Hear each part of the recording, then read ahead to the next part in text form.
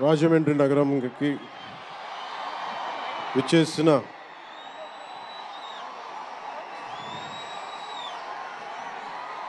Cinema అభిమానులందరికీ, తెలుగు హీరోల అభిమానులందరికీ, ప్రత్యేకించి రామ్ చరణ్ గారి అభిమానులందరికీ నా హృదయపూర్వక నమస్కారం. ఇక్కడికి విచ్చేసిన ఆసీనులైన విశిష్ట అతిథులందరికీ మనస్ఫూర్తిగా నా హృదయపూర్వక నమస్కారాలు. ఆంధ్రప్రదేశ్ నలుమూలల నుంచి విచ్చేసిన ప్రజానీకానికి నా హృదయపూర్వక నమస్కారాలు. దీనిని ప్రసార మాధ్యమాల్లో చూస్తున్న ఆశేష ప్రజానీకానికి కూడా నా హృదయపూర్వక నమస్కారాలు. పత్రికాధిపతులకి, పాత్రికేయులకి, యూట్యూబ్ ఛానల్స్కి, అన్ని సోషల్ మీడియా వీక్షిస్తున్న ప్రతి ఒక్కరికి కూడా నా హృదయపూర్వక నమస్కారం. అలాగే పవన్ కళ్యాణ్ అభిమానులకు కూడా నా హృదయపూర్వక నమస్కారం.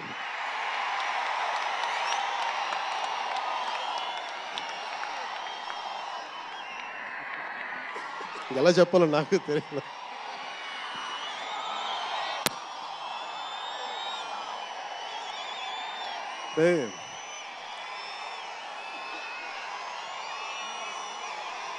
ఎక్కడి నుంచి వచ్చామో మర్చిపోకూడదు కదా.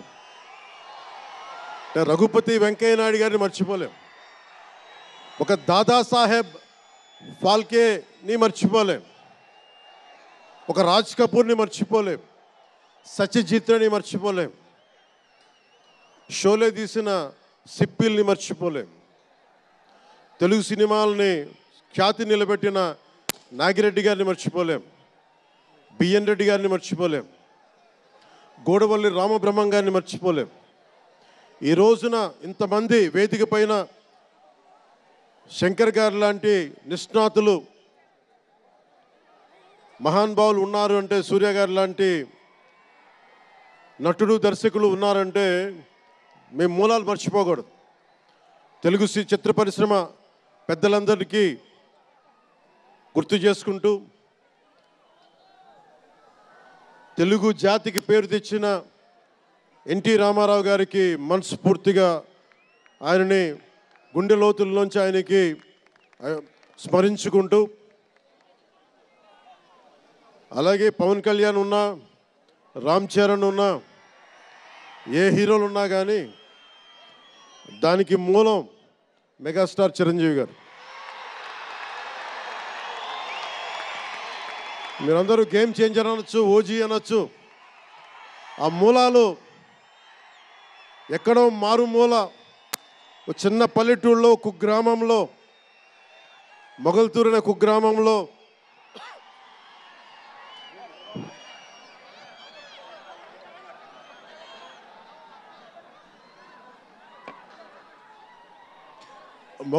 కుగ్రామంలో చదువుతూ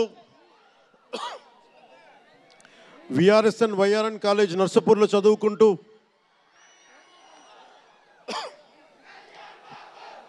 ఇవన్నీ ఇలాంటిదే మీరు అనాలంటే ఆద్యుడు ఆయనే. మీరు ఈరోజు కళ్యాణ్ బాబు అనండి, ఓజీ అనండి, డిప్యూటీ సీఎం అనండి, ఏదన్నా ఆయనే ఆద్యులు. నేను మూలాలు మర్చిపోను. నేను ఎప్పుడు రఘుపతి వెంకయ్య నాయుడు గారిని మర్చిపోం, దాదాసాహెబ్ ఫాల్కే అవార్డు గ్రహీతను దాదాసాహెబ్ ఫాల్కే గారిని మర్చిపోం. మూలాలు మనం ఎప్పుడు మర్చిపోం. అలాగే మేమందరూ రామారావు గారిని మర్చిపోలేం. ఇంతమంది తెలుగు చిత్ర పరిశ్రమ ఇక్కడ కదిలింది, వచ్చింది అంటే దాని స్ఫూర్తి ఒక అక్కినేని నాగేశ్వరరావు గారు, రామారావు గారు, ఘట్టమనేని కృష్ణ గారు, ఒక శోభన్ బాబు గారు, ఎంతోమంది నిష్ణాతులు పెద్దలు తెలుగు చిత్ర పరిశ్రమ కోసం శక్తియుక్తులు ధారపోసిన వారు. వారందరికీ మనస్ఫూర్తిగా హృదయం నుంచి ఒక నటుడిగానే కాదు, ఆంధ్రప్రదేశ్ డిప్యూటీ సీఎంగా కూడా మనస్ఫూర్తిగా వారికి నమస్కారాలు తెలియజేసుకుంటా ఉన్నాను.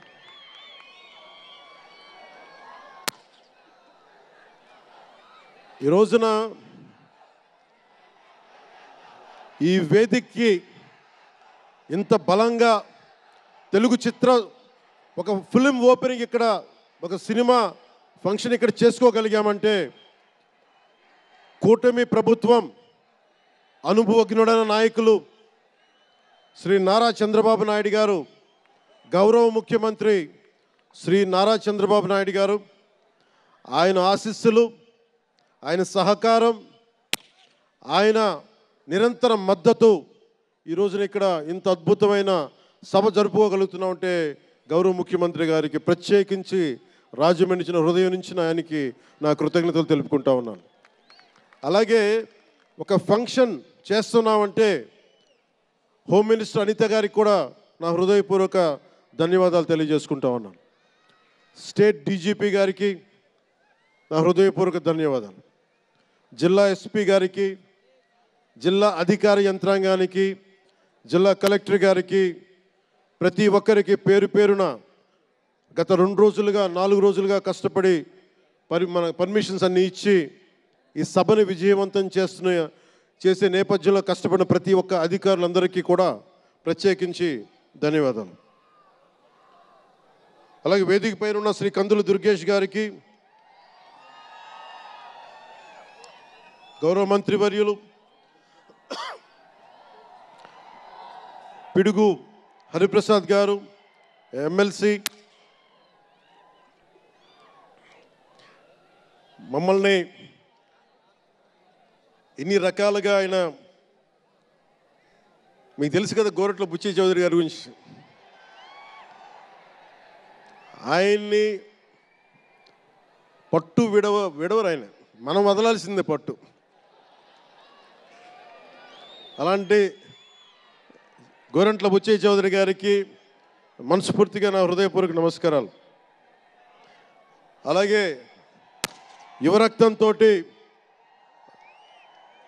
రాజమండ్రి రాజకీయాల్లో ప్రజలకి నిరంతరం సేవ చేద్దామని చేస్తే ఆదిరెడ్డి వాసు గారికి నా హృదయపూర్వక నమస్కారాలు. అలాగే నిరంతరం గత పాలనలో ఒత్తిళ్లు ఎదుర్కొని బలంగా నిలబడ్డ రాజనగరం ఎమ్మెల్యే శ్రీ బత్తుల బలరామకృష్ణ గారికి,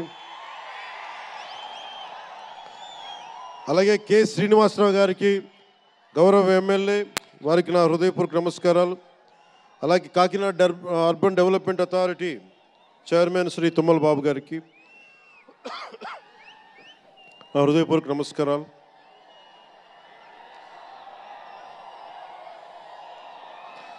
అలాగే నటులు శ్రీకాంత్ గారికి, పృథ్వీ గారికి, నవీన్ చంద్ర గారికి, ఇదేంటిది రచ్చ రవియా,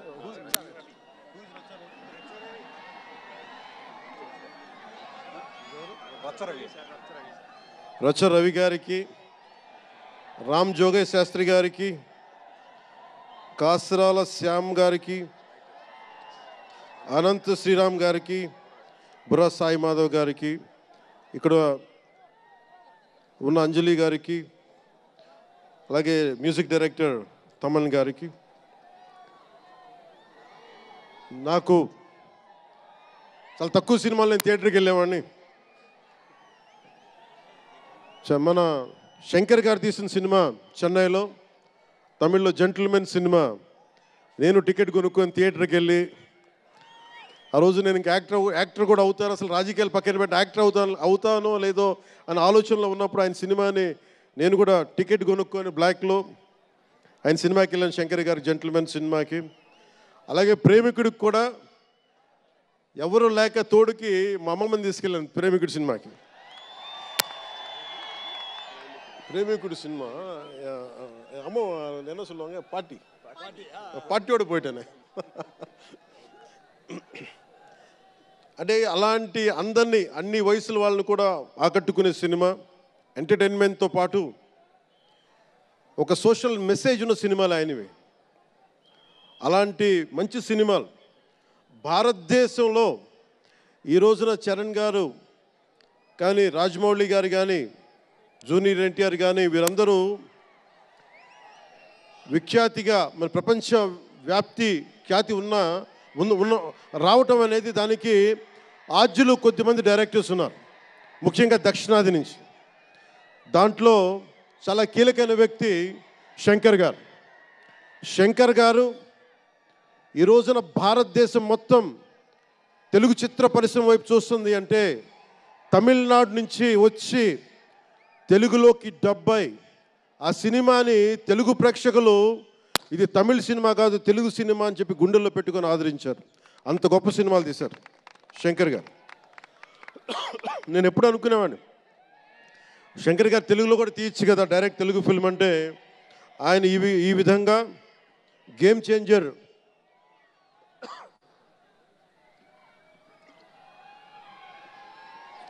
చేంజర్ సినిమాని పూర్తిగా తెలుగులో తీసి మిగతా భాషల్లో డబ్ చేసే క్రమంలో రిలీజ్ చేస్తుంది. మనస్ఫూర్తిగా వారికి నా ధన్యవాదాలు.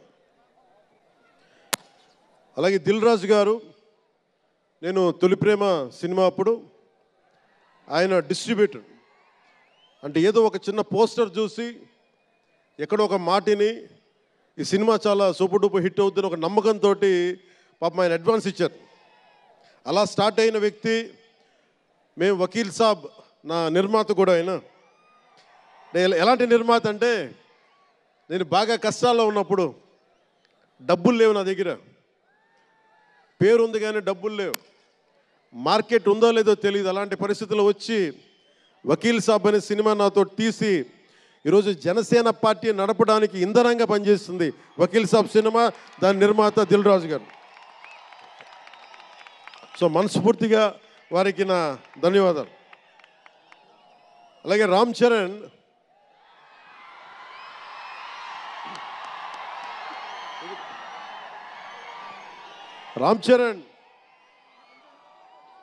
అంటే నేను రామ్ చరణ్ ఉన్నప్పుడు నేను పుట్టినప్పుడు నేను ఇంటర్ ఇప్పుడు చదువుతున్నాను. ఇంటర్ చదువుతున్నప్పుడు నాకు అన్నయ్యకి అబ్బాయి పుట్టాడు అని చెప్తే ఇంట్లో నామకరణం చేశారు. నామకరణం చేసినప్పుడు మా నాన్నగారు పెట్టిన పేరు మా ఇంట్లో అందరికీ ఆంజనేయ స్వామి పేరు రావాలి మా ఇంటి దైవం అని. రామ్ చరణ్కి రాముడి చరణాల దగ్గర ఉండేవాడు ఎవడో హనుమంతులు, ఆంజనేయ స్వామి.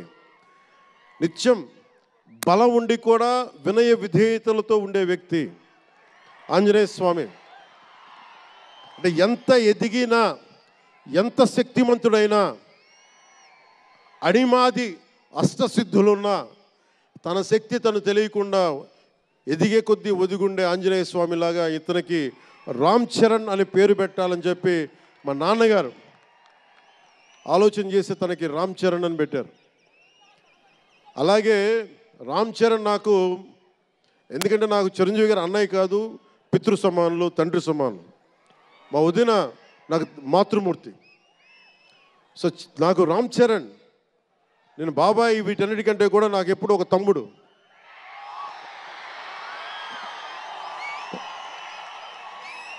చిన్నప్పుడు బాగా ఏడిపించేవాడిని, అంటే నేను ఇంకా బద్ధకంగా ఉండేవాడిని. అంటే కరెక్ట్గా చెప్పాలంటే నేను తమ్ముడు సినిమాలో నా క్యారెక్టర్ లాగా ఉంటే రామ్ చరణ్ 7 ఏళ్ల వయసు, నా రెండో కొడుకు అంత వయసు ఉండేది. ఇప్పుడు ఆ వయసులో తెల్లవారుజామున చలిలో హార్స్ రైడింగ్ నేర్చుకోవడానికి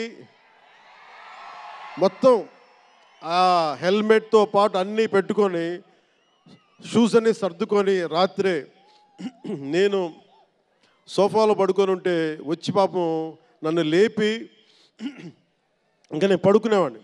తను రెడీ అయిపోయి నన్ను లేపి ఒకసారి నేను దింపాల్సి వచ్చేది. ఇష్టంతో కదా తప్పక లేదు తిడతారు ఇంట్లోనే. అంటే అంత క్రమశిక్షణతో ఉండేవాడు చిన్నప్పటి నుంచి.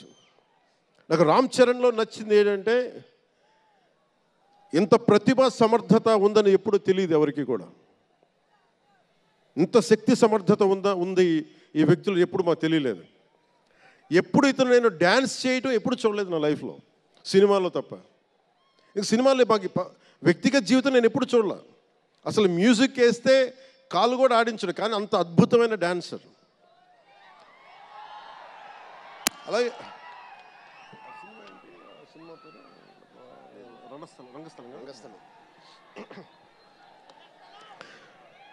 రంగస్థలం గురించి మాట సుకుమార్ గారి డైరెక్షన్లో రంగస్థలం నాకు నటన చూసి ఇతనికి బెస్ట్ యాక్ట్ అవార్డు రావాలని మనస్ఫూర్తిగా అనిపించింది. అంటే అంత గొప్ప పెర్ఫార్మెన్స్ చేశాడు. భవిష్యత్తులో ఇతను ఉత్తమ నటుడు కూడా కావాలి, ఉత్తమ నటుడు అవార్డు అందుకోవాలి.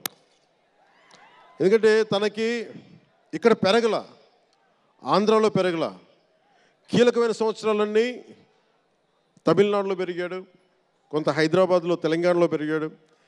ఇక్కడ గోదావరి జిల్లాల తాలూకు భావాలు కల్చరు ప్రత్యక్షంగా ఎప్పుడు చూడాల.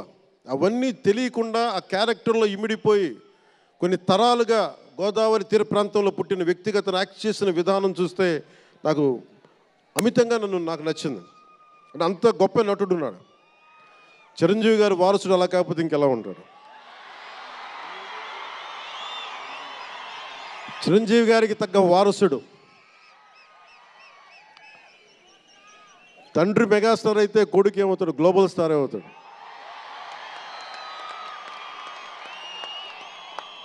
అంటే చిరంజీవి గారిని ఎందుకు అంటే ఎక్కడ గుర్తు పెట్టుకోవాలంటే, అంటే నాకు మా అన్నయ్య అంటే ఎందుకు గౌరవం, మొన్న కూడా ఇంట్లో అప్పుడప్పుడు చెప్తా ఉంటాం. ఆయన ఒక మొగల్తూరు నుంచి వచ్చిన వ్యక్తి, ఎవరు ఆధారం లేరు.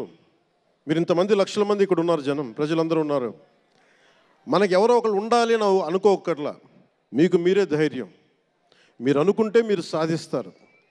గుండె లోతుల్లో నుంచి నేను సంకల్ప బలం ఉండి దానికి తగ్గ పట్టుదల కార్యదక్షత ఉంటే మెగాస్టార్ చిరంజీవి గారిలాగా ఎలా సాధించగలరో ప్రతి ఒక్కరూ మీరు కోరుకున్న దాంట్లో సాధించగలరు. అంటే ఆయన ఒక్కడు పెరిగి మా అందరికీ ఆశ్రయం ఇచ్చాడు, ఊతం ఇచ్చాడు.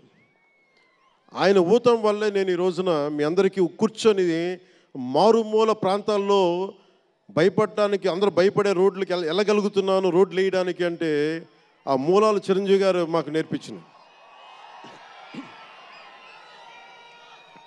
అంటే ఇది ఎందుకు చెప్తున్నానంటే, నేను చిరంజీవి గారిని ఎంత కష్టపడేవారు ఆయన కష్టపడి బయటికి వచ్చి ఇంటికి వస్తే నేను అర్ధరాత్రి పూట వెయిట్ చేసేవాడిని అక్కడ సోఫాలో పడుకున్నాను హాల్లో.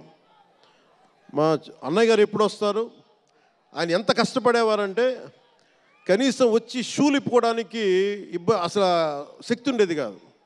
అలిసి సొలిసి ఒళ్ళు కుమిలిపోయి, అంటే ఏమంటుందని అసలు కందిపోయి దెబ్బలు తిని, ఎందుకంటే అప్పుడు సేఫ్టీ మెకానిజం లేదు. మన గుండా షూటింగ్ టైంలో మన ఏదో అనకాపల్లి వెళ్తుంటే ఇక్కడే చిరంజీవి గారు చేశారని ఎవరు ఆయన సన్నిహితులు చెప్తా ఉంటే, ఆ పడిపోయి ట్రైన్ కింద యాక్సిడెంట్లో కాలు ఫ్రాక్చర్ అయ్యి, అలాంటి ఒక సేఫ్టీ లేని పరిస్థితులు ఆయన చేస్తూ ఇంటికి వచ్చేటప్పటికి మాకు చేయగలిగేది ఏంటంటే, మాకు గిల్టీగా ఉండేది. తమ్ముడు సినిమాలో నేను ఎలా ఉండేవాడిని, ఆకతాయిగా తిరుగుతా, అలా నాకు అలా అనిపించేది నా జీవితం. అలా లేననుకోండి, కానీ మా అన్నయ్య వచ్చేటప్పటికి ఏదైనా చేద్దామని తపంతో పాపం ఆయన సాక్స్ తీస్తే కాళ్ళు వాచిపోయాయి. ఆ షూ కూడా వచ్చేది కాదు, చెమటతో తడిచిపోయేది. ఆయన షూలు తీసి ఆయన పాదాలు తుడిచి అది చేస్తే మాకు ఒక చిన్నపాటి ఉపశాంతి మాకు లభించేది. ఎందుకంటే ఇంత కష్టపడుతున్నాడు ఇంతమంది కోసం అనేది. అంటే అలాంటి కష్టాన్ని చూసి పెరిగాడు రామ్ చరణ్. అందుకే ఇది ఎందుకు ఆయన గురించి చెప్తున్నానంటే, మేము ఎప్పుడూ దీన్ని అహంకారంగా తీసుకోవాలి. మెగా అభిమానులు ఇలాంటి పదాలు మేము ఎందుకు మాట్లాడమంటే, ఇక్కడ అందరి హీరోల అభిమానులు ఉన్నారు. జూనియర్ ఎన్టీ, మీరు అందరు సినిమాలు చూస్తారు. రామ్ చరణ్ ఒక సినిమాని ఎక్కువ ఇంకొక హీరోని ఇష్టపడచ్చు, ఒక హీరోని ఎక్కువ ఇష్టపడచ్చు. జూనియర్ ఎన్టీఆర్ గారిని ఇష్టపడతారు, అల్లు అర్జున్ గారిని ఇష్టపడతారు, అలాగే ఒక ప్రభాస్ గారిని ఇష్టపడతారు. ఇంకా హీరోస్ పేర్లు అందరూ చెప్పి ఒకసారి మర్చిపోయి. ఘట్టంనేని మహేష్ గారిని ఇష్టపడతారు.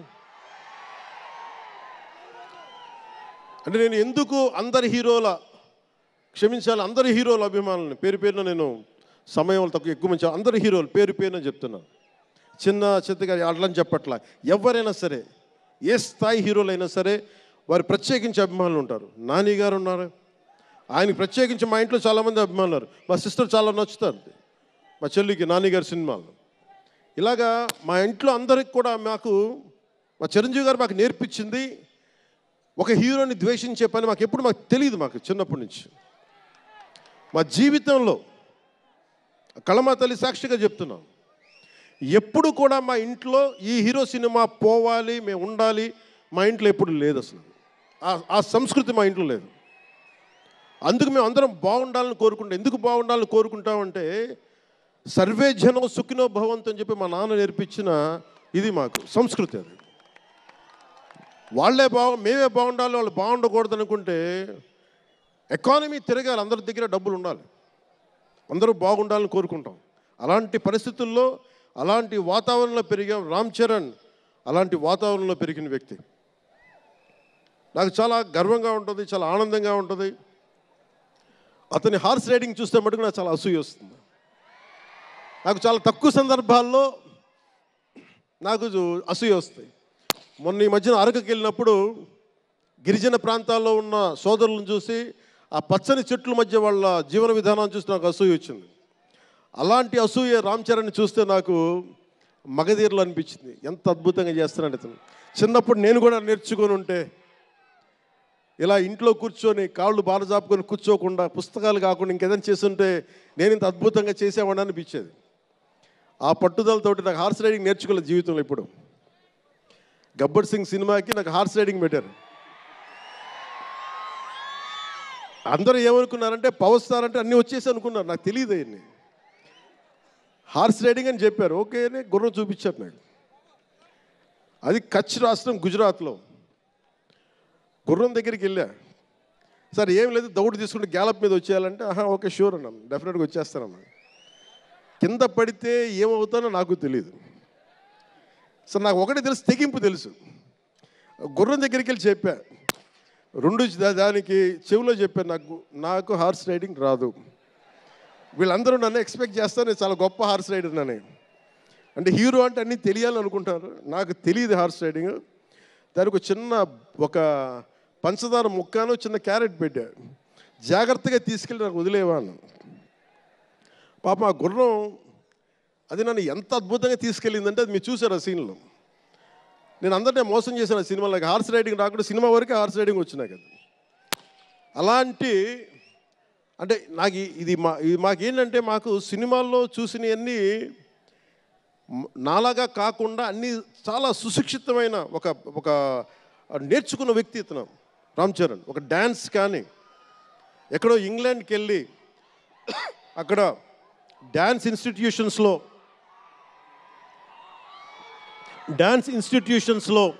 డ్యాన్స్ నేర్చుకొని ఇవన్నీ వచ్చిన వ్యక్తి. అలాగే ఈ సినిమా ప్రత్యేకించి చాలా సోషల్ మెసేజ్ ఉన్న సినిమా నాకు అర్థమవుతోంది. పొద్దున్నే ట్రైలర్ చూశాను, గేమ్ చేంజర్ ట్రైలర్. చాలా అద్భుతంగా ఉంది, చాలా బాగా ఆడుతుంది అని చెప్పి మనస్ఫూర్తిగా అందరికీ అభినందనలు తెలియజేసుకుంటూ, ప్రత్యేకించి శంకర్ గారికి నాకు మనస్ఫూర్తిగా అభినందనలు తెలియజేసుకుంటూ, అలాగే తెలుగు చిత్ర పరిశ్రమకు సంబంధించినంత వరకు ఇది ఓజీ గురించి చెప్తాను, లాస్ట్లో చెప్తాను. నేను ఓజీ తర్వాత అంటే మీరు వదలట్లా. మన ముందున్న సినిమా గేమ్ చేంజర్ని బాగా చూడండి. ఎందుకంటే ఈ ఫంక్షన్ ప్రత్యేకించి ఈ మధ్యకాలంలో ఉన్న ఒత్తిడి తెలుసు మీకు. ఒక పబ్లిక్ ఫంక్షన్ అంటే ఎలాంటి ఒత్తిడి ఉంటుందో మీ అందరికీ తెలుసు. నేను చాలా ఆలోచించాను ఈ సమయంలో పెట్టాలా లేదా అంటే. సినిమా అనేది 10 మందికి తెలియచేయాలి. దిల్ రాజు గారు లాంటి వాళ్ళు 3 సంవత్సరాలు తీశారు సినిమా. 3 సంవత్సరాలు తీసింది వాళ్ళకి దొరికేది దొరికితే ఒక 10 రోజులు. బడ్జెట్లు ఎక్కువైపోయినాయి.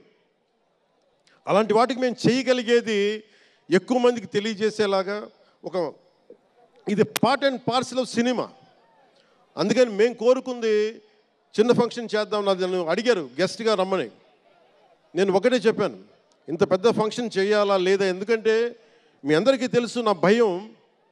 మీరు క్షేమంగా వచ్చి క్షేమంగా వెళ్ళాలి అని చెప్పి అహిర్నిశలు ఆకాంక్షించేవాడిని, శ్రమ పడేవాడిని. మీకు చిన్న దెబ్బ తగిలితే నా గుండె గాయం అవుద్ది. అందుకని నేను ఎప్పుడు సినిమా ఫంక్షన్ నేను చేసుకోవడానికి ఇబ్బంది నాకు. ఇందాక కూడా వచ్చినప్పుడు చాలా టెన్షన్తో ఉన్నా, ఎవరికైనా దెబ్బలు తగులుతాయి, ఏదైనా అయిపోద్దా అని భయం ఉంది. మనస్ఫూర్తిగా మీ అందరికీ చేతులెత్తి నమస్కరిస్తున్నా, మీరు క్షేమంగా ఇంటికి వెళ్ళాలి. ఎందుకంటే మీ తల్లిదండ్రులు, మీరు ఒక సాయంత్రం ఆనందం కోసం వచ్చింది, దీన్ని విషాదం కాకూడదు. అందుకని మనస్ఫూర్తిగా సినిమాని సినిమాగానే చూడండి. కింద పడిపోయి మీద పడిపోయి తొక్కిసలాడుతూ హీరోలను చూడడం కంటే కూడా మీరు దూరం నుంచే ఇబ్బంది పడకుండా మీరు క్షేమంగా ఉండాలి, అందరూ క్షేమంగా ఉండాలి మనస్ఫూర్తిగా కోరుకుంటా ఉన్నాం. అలాగే అడగగానే టికెట్ రేట్స్ ఎందుకు పెంచాలి, మీరు ఎంత కడతారు?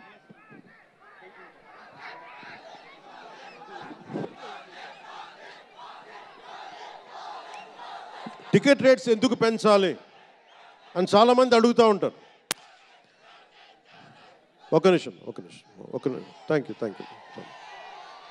సినిమా రేట్లు ఎందుకు పెంచాలని అడుగుతారు. ఈ రోజున సినిమా రేట్లు పెంచాలి అంటే it's a purely demand and supply. నాకు శంకర్ గారి సినిమా నేనే బ్లాక్లో కొనుక్కొని చూశాను చెన్నైలో. అది నా సరదా. అది అంటే నాకు ఇచ్చిన డబ్బులు నేను కొనుక్కొని చూశాను. ఇప్పుడు ఆ బ్లాక్లో వెళ్ళే డబ్బు ఎవరికి వెళ్ళిపోద్ది. అలా కాకుండా టికెట్ రేట్లు డిమాండ్ అండ్ సప్లై మీద ఉంటుంది. అలాంటి డబ్బులు పెరిగితే మీరు ఇష్టపడి మీ హీరోకో ఏదో ఇష్టమైన సినిమాకో మొదటి రోజే చూడాలనుకుంటారు. That's a demand. అందుకని ఎందుకు ఇంతంటే బడ్జెట్స్ పెరిగిపోయినాయి. తెలుగు సినిమా మొత్తం ప్రపంచపరంగా వెళ్తూ ఉన్నాయి. దీనికి డబ్బులు కావాలి అంటే పెట్టుబడులు కావాలి, మార్కెట్స్ పెరిగినాయి. అలాగే పెరిగిన ప్రతి రూపాయికి 18% జిఎస్టీ కడతాం. ప్రభుత్వానికి ట్యాక్స్ వస్తుంది. పెరిగిన ప్రతి రేటుకి ట్యాక్స్ వస్తుంది. ఇదేదో ఉట్టినా ఇవ్వట్లేదు ప్రభుత్వం. ప్రతి ఒక్కరికి ఏముంటుందంటే దీని ఒక ఫాల్స్ నెరేటివ్ ఉంది బయట. నా సినిమాకి టికెట్ రేట్లు పెంచకపోగా తగ్గించేశారు. భీమ్లా నాయక్కి ఇప్పుడు చాలామంది హీరోస్ అందరూ కూడా వాళ్ళెవరూ కూటమికి మద్దతు చెప్పలేదు. కానీ మేము ఎక్కడ వివక్ష చూపించాల, అందరూ బాగుండాలని కోరుకుంటాం. ఎందుకంటే చిత్ర పరిశ్రమకి మొన్న దిల్ రాజు గారు కూడా చెప్పారు, చిత్ర పరిశ్రమకి రాజకీయ రంగు పులమటానికి మాకు ఇష్టం లేదు. Though I belong to NDA, though I'm head of Janasena party, cinema should be treated as a separate entity. No politics should seep into cinema. Milton Friedman అనే ఒక ఎకానమిస్ట్ ఒక చిన్నపాటి పెన్సిల్ని ఇలా చూపిస్తూ, ఈ పెన్సిల్ని తయారీకి ఈ కనిపించే టిప్పు ఈ మెటీరియల్, దీని లోపల ఉండే గ్రాఫైటు ఈ మెటీరియల్, ఇవన్నీ ఒక్కొక్కటి చెప్పుకుంటూ దీనికి వెనక పెన్సిల్ ఉండే రబ్బరు ఇది ఎక్కడి నుంచి వస్తుంది ఇలా చెప్పుకుంటూ వెళ్తా, ఇది ఒక్క ప్రాంతం నుంచి రాలా, అనేక దేశాల నుంచి. గ్రాఫైట్ ఏమో ఎక్కడ వేరే కంట్రీస్ నుంచి. ఈ పెన్సిల్కి పెట్టిన మన బ్రాంజ్ రిబ్బన్ను అదేమో వేరే చైనా నుంచో లేదంటే ఏషియా నుంచి. ఈ చేసిన వాళ్ళందరూ ఒక మతం కాదు, ఒక కులం కాదు, ఒక దేశం కాదు. ఒక చిన్నపాటి పెన్సిల్కే ఒక రకరకాల వ్యక్తులు, రకరకాల దేశాలు కలిసి రావాలి. అలాంటిది ఇంత సినిమాకి శంకర్ గారు తమిళియన్, మనకి దిల్ రాజు గారు ఫ్రమ్ తెలంగాణ. ఇక్కడ ఒక్కొక్కరిని అడగండి, ఒక్కొక్కరు ఒక్కొక్క రాష్ట్రం నుంచి వస్తారు. బట్ అందరూ కలిసి సినిమాని తీస్తారు, మీకు ఆహ్లాదం కలిగజేస్తారు. ఇప్పుడు మాకుంటుంది, నేను ఎప్పుడు కూడా నాకు ఇష్టం లేనిది సభావేదికగా ఒకటి శంకర్ గారికి కానీ దిల్ రాజు గారికి కానీ తెలుగు చిత్ర పరిశ్రమకు కానీ భారతీయ చిత్ర పరిశ్రమకు కానీ ఒకటితే మనం నేర్చుకోవాలి. ఎప్పుడు మనం భారతీయ చిత్ర పరిశ్రమ అనేవాళ్ళం తప్ప లాస్ట్ 90s నుంచి టాలీవుడ్ అని బాలీవుడ్, కాలీవుడ్, మాలీవుడ్. మనం ఎందుకు ఏప్ చేయాలి వీళ్ళని? Why do we have to ape Hollywood? మనం ఒకప్పుడు మాయాబజార్ లాంటి సినిమాలు తీసిన వాళ్ళం, మూకీలు తీసిన వాళ్ళం. చిత్ర పరిశ్రమ ఒక బెంగాల్లో పరివిడిల్లింది అక్కడ. సో మనం ఎందుకు వీళ్ళని ఫాలో అవ్వాలి? వాళ్ళు హాలీవుడ్ డిసిప్లైన్ ఫాలో అవ్వం, Hollywood method of film making follow అవ్వం, Hollywood method of skill development follow అవ్వం. కానీ ఆ వుడ్ను మటుకు తీసుకున్నాం, మాలీవుడ్. ఇది మటుకు మానాలి. ఎందుకంటే మనకు ఒక కాళిదాసు ఉన్నాడు, మహా కవులు, కళాకారులు గొప్ప గొప్ప కావ్యాలు రాశారు. సో మన జాతి తాలూకు ప్రాముఖ్యతని సినిమాలే చెప్పగలగాలి. అందుకని హాలీవుడ్ని అనుకరించడం మానేయాలి. మనదైన సత్తా, మనదైన కథ, మనదైన బలం మనం చూపించాలి విశ్వానికి. అది చూపించకపోతే ఏమవుద్దంటే, ఎక్కడ కూర్చొని ఈరోజు ఇప్పుడు కాపీ చేద్దామంటే కుదరదు. You have to come with original stories. సహజమైన కథలతో పట్టుకురావాలి. ఆ విధంగా ఉండాలి అంటే ముందు చిత్ర పరిశ్రమలో కూడా చాలా డిసిప్లిన్ రావాలి. సినిమాలు తీసే వాళ్ళు మాట్లాడాలి చిత్ర పరిశ్రమ గురించి, సినిమాలు తీయని వాళ్ళు మాట్లాడకూడదు. సినిమాలు తీయకుండా రాజకీయాలు చేసేవాళ్ళు మాకు నచ్చం. అది ఎన్డీఏ తరపు నుంచి నేను చెప్తా ఉన్నాను. తెలుగు చిత్ర పరిశ్రమ గురించి మాట్లాడాలి అంటే సినిమాలు తీసి దానికి సాధక బాధలు అర్థం చేసుకున్న వాళ్ళే మాట్లాడాలి. మన తెలుగుదేశం, జనసేన, భారతీయ జనతా పార్టీ, ఎన్డీఏ ప్రభుత్వం, వారితోనే మాట్లాడతాం, వారితోనే గుర్తిస్తాం. అలాగే చాలాసార్లు సినిమా టికెట్ల కోసం హీరోలకి పనేంటి, హీరోలు ఎందుకు రావాలి, అది మాకు ఇష్టం లేదు. మహా అయితే నిర్మాతలు రండి, ఒక ట్రేడ్ బాడీ రండి, మీ యూనియన్ రండి, మేము అది ఇచ్చేస్తాం. అంతేగాని హీరోలు వచ్చి మాకు నమస్కారాలు పెట్టాలి,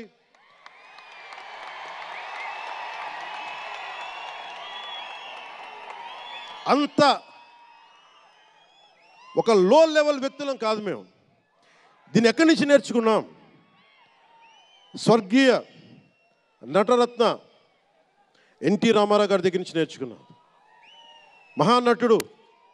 ఆయనని ఎంతమంది విమర్శించినా, కోటా శ్రీనివాసరావు గారు విమర్శించినా, ఆయన ఎప్పుడన్నా యాక్ట్ చేస్తే ఆయనతో పాటు ఏం బ్రదర్ బాగున్నారా అని చెప్పి చాలా గుండెలు నిండుగా పలికే వ్యక్తి మహానుభావుడు ఎన్టీ రామారావు గారు.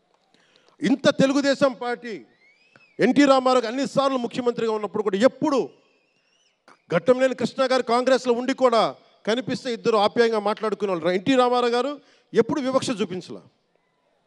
ఇది చిత్ర పరిశ్రమ తాలూకు ఔన్నత్యం. ఇది అదే ఔన్నత్యాన్ని మేము కొనసాగిస్తున్నాం, అదే మేము కోరుకుంటా ఉన్నాం. అంతేగాని గతం ప్రభుత్వంలో లాగా మీరు అభిమానించే మెగాస్టార్ చిరంజీవి గారు లాంటి వారిని కానీ, బాహుబలి ప్రభాస్ గారిని కానీ, మహేష్ గారిని కానీ, మహేష్ గారిని ప్రిన్స్ మహేష్ అంటారు కదా, మహేష్ గారిని కానీ, ఇంకెవరిని వెళ్ళారా, ఇంకెవరు వెళ్ళినా కానీ మేము ఇవన్నీ ఎందుకు చేయట్లేదంటే మాకు సినిమా పరిశ్రమ మీద గౌరవం ఉంది. నారా చంద్రబాబు నాయుడు గారు ఇప్పటికి 4వ ముఖ్యమంత్రి. ఆయన 3 సార్లు కానీ 4 సార్లుగా ముఖ్యమంత్రి ఉన్న ఈ సమయంలో ఎప్పుడు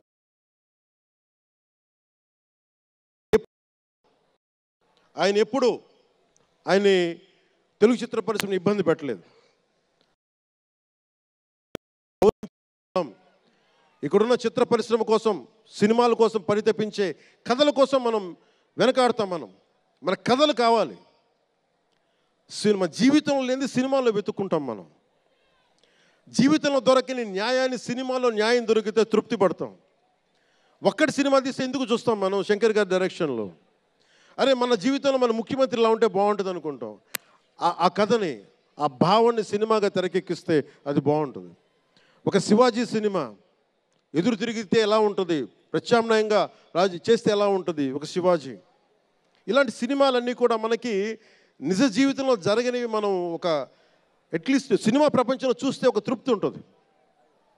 అలాగే ఇంతమంది యువత ముందుకొచ్చి ఎందుకు వస్తున్నారు అంటే ఒక మార్గదర్శకం సినిమాలు. ఒకసారి సినిమాలో కూడా చాలా మంచి విలువలు ఉంటాయి, కానీ ఆ విలువలు తీసుకోవచ్చు. కానీ మనం ఎలా ఉండాలంటే హంసలాగా పాలను తీసుకొని నీళ్ళు వదిలేయాలి.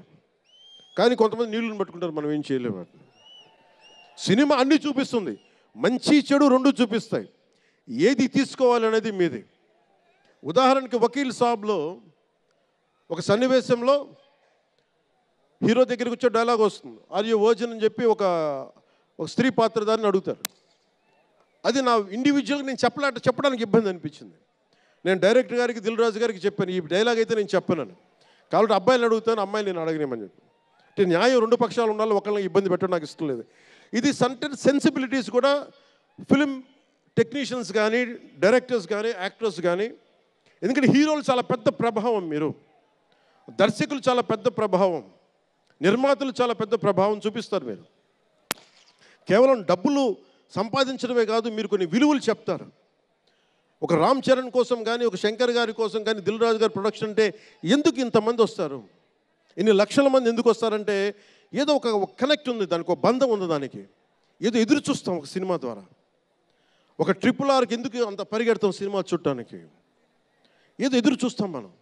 సో బాధ్యత తెలుగు చిత్ర పరిశ్రమకు కూడా మీరు సమాజాన్ని ఇంకొంచెం వినోదంతో పాటు ఆలోచింపజేసే సినిమాలు ఇవి కూడా రావాలని మనస్ఫూర్తిగా నేను మీ నుంచి ఆశిస్తా ఉన్నాను. మీరు ఎలాంటి సినిమాలు తీసినా ప్రజలకి ఆమోదయోగ్యంగా ఉండే సినిమాలు, ప్రజలకు విలువ నేర్పించే సినిమాలు మరిన్ని రావాలని మనస్ఫూర్తిగా కోరుకుంటూ, ఈరోజు పెరిగిన రేట్లు ఆంధ్రప్రదేశ్ ప్రభుత్వానికి ఆదాయం కూడా కేవలం అది నిర్మాతలకని అని అనుకోవడానికి లేదు. పెరిగిన ప్రతి రూపాయికి 18% GST వస్తుంది. అది ప్రజలందరికీ కూడా ఈ సందర్భంగా నేను తెలియజేస్తా ఉన్నాను.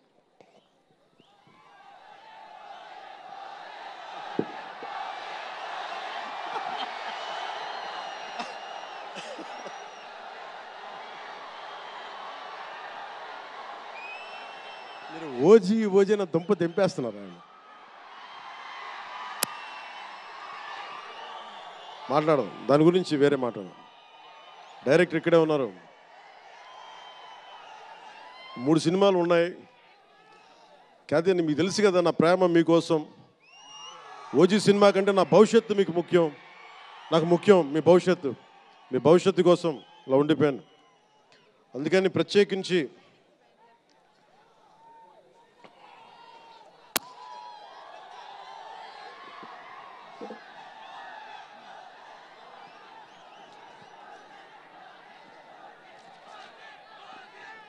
మనం మాట్లాడుకుందాం. ఇది అంటే వేరే సినిమా గురించి, ఒక గేమ్ చేంజర్ అనే సినిమాకి వచ్చి మనం ఓజీ గురించి మాట్లాడుకోండి. ఓజీ కోసం వచ్చినప్పుడు ఓజీ గురించి మాట్లాడాలి. అందుకని ప్రత్యేకించి ఆంధ్రప్రదేశ్ రాష్ట్ర ప్రభుత్వం తరపున గేమ్ చేంజర్ సినిమాకి, గేమ్ చేంజర్ దర్శకులు శంకర్ గారికి, గేమ్ చేంజర్ నిర్మాతలు దిల్ రాజు, లక్ష్మణ్, శిరీష్ గారికి, అలాగే గ్లోబల్ స్టార్, మెగాస్టార్ తనయులు రామ్ చరణ్ గారికి నా హృదయపూర్వక శుభాకాంక్షలు తెలియజేసుకుంటూ, ఇక్కడ ఉన్న మంత్రివర్గ సభ్యులకి, సహచర శాసనసభ్యులకు ప్రతి ఒక్కరికి నా హృదయపూర్వక నమస్కారాలు. అలాగే నా మిత్రుడు, నాకు సన్నిహిత మిత్రుడు SJ సూర్య, உங்க பற்றி சொல்லிட்டே இருந்தேன் சார், உங்க பற்றி சொல்லிட்டே இருந்தேன் தந்தி டிவியில், நீங்கள் எனக்கு எவ்வளோ பிடிக்குன்னு சொல்லிட்டே இருந்தேன்.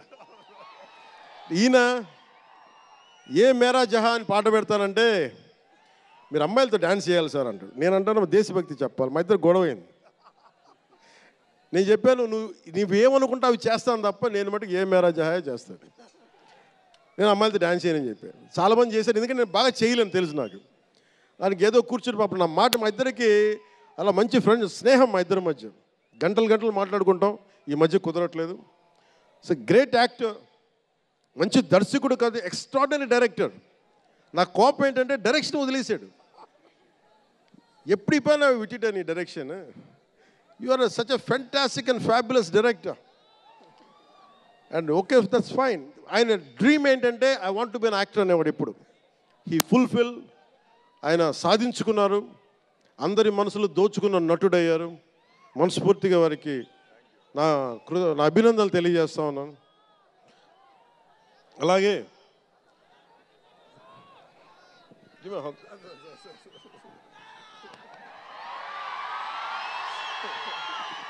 సో మీ అందరికీ మరోమారు ధన్యవాదాలు తెలియజేసుకుంటూ, all my best wishes to game changer, all my best wishes to Shankarji, best wishes to Dil Raju గారు, my love, my best wishes to all the actors.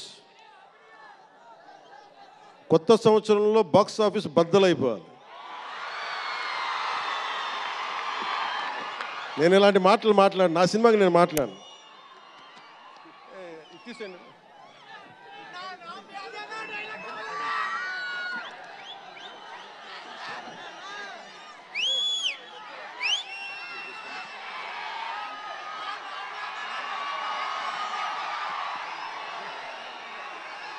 మీరేం చేస్తారో తెలీదు. మగధీరుడు అల్లూరి సీతారామరాజుగా మొత్తం జీవించేశాడు. అందరి తోటి నటుల మీద అమితమైన ఇష్టం చూపించేవాడు. అందరికీ ఫ్రెండ్ రామ్ చరణ్, అందరి హీరోలకి చాలా గౌరవంగా ఉండేవాడు. సంవత్సరానికి 100 రోజులు మా నాన్న ఏ పేరు మీద ఏం తలుచుకొని పెట్టాడో తెలియదు, కానీ 100 రోజులు, సంవత్సరంలో 365 రోజులు, కనీసం 100 రోజులు అయ్యప్ప స్వామి మాల అంటాడు, ఆంజనేయ స్వామి మాల అంటాడు. ఎందుకురా చేస్తామంటాను అప్పుడప్పుడు. క్షమించాలి రామ్ చరణ్ గారు రే అంటున్నందుకు, పర్లేదు కదా.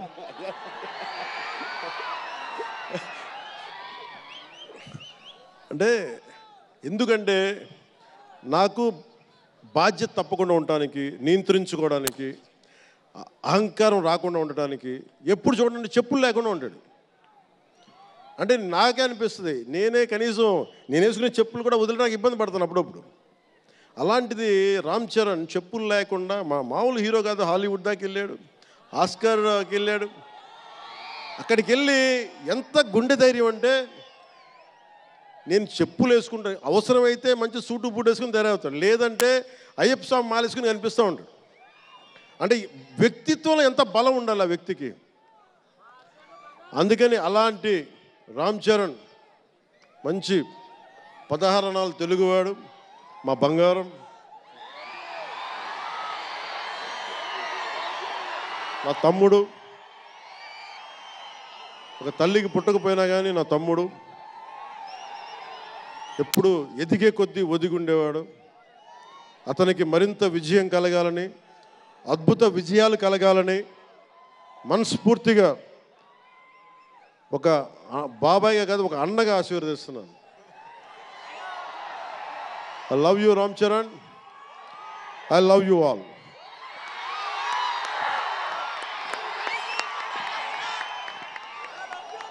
నేను ఒకటే కోరుకుంటున్నా, యువత మీ అందరికీ మొన్న మాట్లాడుతూ ఉన్నా, మీరు బైకుల్లో మీరు చేసే గోల్ ఉంటుంది చూసారా మీరు.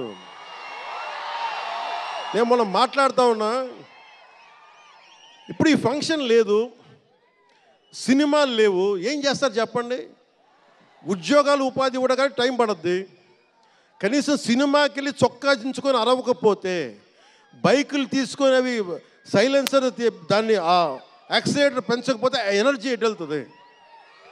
అందుకే ఒకటే చెప్పాను, దిల్ రాజు గారికి చెప్తా ఉన్నా, మీరు తెలంగాణ ఫిల్మ్ ఫెడరేషన్ ప్రెసిడెంట్ కదా, మీరు ఆంధ్రప్రదేశ్ని చిన్న చూపు చూడకండి. అదొకటే నేను కోరుకుంటా ఉన్నా. నేను ఆ 2 కళ్ళు ఇవన్నీ నేను నమ్మను, కానీ మీరు తెలుగు చిత్ర పరిశ్రమని అటు తెలంగాణలోను ఇటు ఆంధ్రాలోను 2 చోట్ల అద్భుతంగా ఉండాలని కోరుకుంటా ఉన్నాను. ముఖ్యంగా ఆంధ్రప్రదేశ్ యువతకి, మీరు ఇంతమంది యువతను చూస్తూ ఉన్నారు, వీళ్ళకి స్టంట్ స్కూల్స్ పెట్టండి. మా వాళ్ళు బైక్లు వేసుకొని తిరుగుతూ ఉంటారు, గోల్ చేస్తూ ఉంటారు.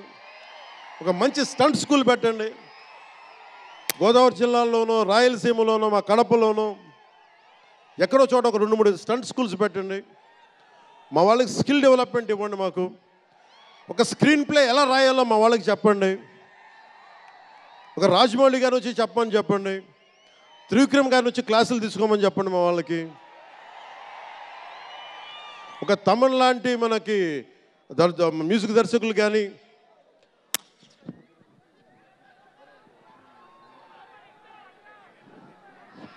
కీరవాణి గారు కానీ, అలాంటి వాళ్ళందరికీ వచ్చి వాళ్ళ స్కిల్ డెవలప్మెంట్ నేర్పించమని చెప్పండి. మీరు దాని మీద ఒకసారి ఆలోచించండి. స్టూడియోలు పెట్టండి. ఇక్కడ కొంతమంది అసిస్టెంట్ డైరెక్టర్స్కి ఎలా ఉండాలి, డైరెక్టర్స్ కావాలంటే ఏం చేయాలి, 24 క్రాఫ్ట్స్లో ఒకళ్ళకి ప్రొడక్షన్ డిజైనింగ్ నేర్పించండి. మా వాళ్ళకి ప్రొడక్షన్ డిజైనింగ్ స్కూల్స్ పెట్టండి. ఫిల్మ్ మేకింగ్ స్కూల్స్ పెట్టండి. ఈరోజున మీకోసం ఇంతమంది వచ్చారు.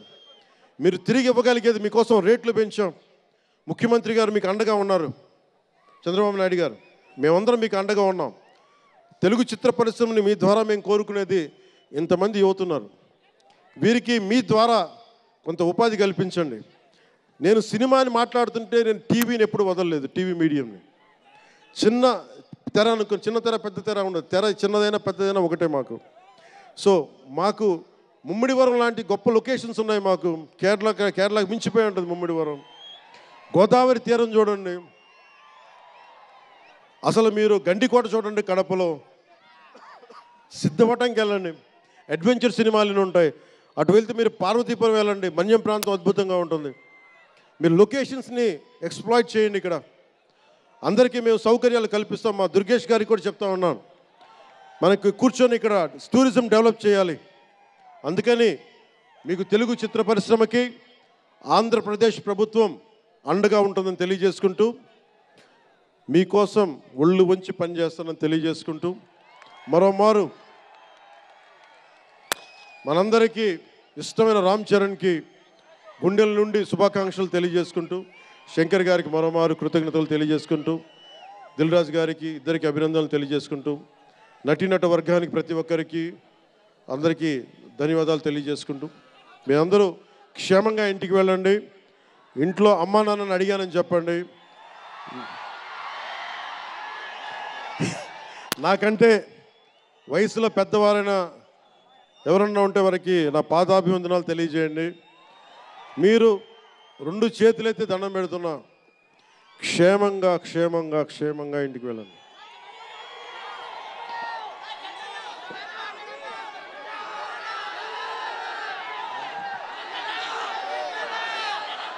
మీ అందరికీ మరోమారు ధన్యవాదాలు తెలియజేసుకుంటూ, తెలుగు తల్లికి దండాలు తెలియజేసుకుంటూ, మా తెలుగు తల్లికి పిఠాపురం మంచి సంతోషం.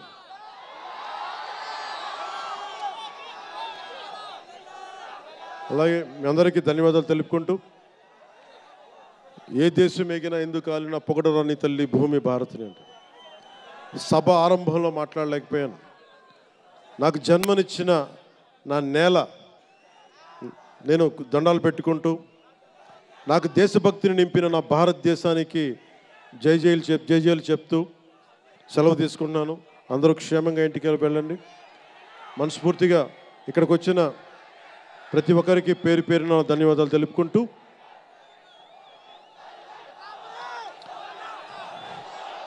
జై ఆంధ్ర, జై భారత్, జై హింద్.